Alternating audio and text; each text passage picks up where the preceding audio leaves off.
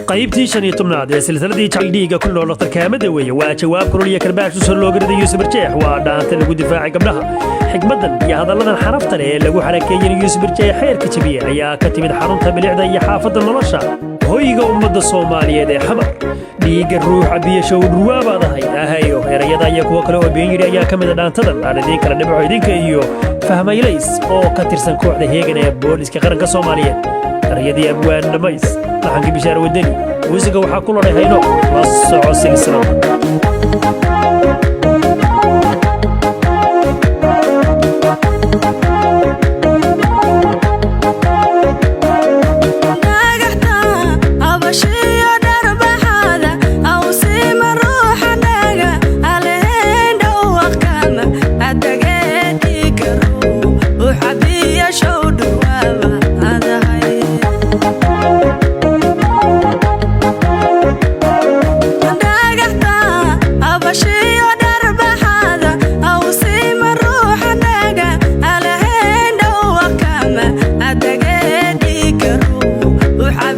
show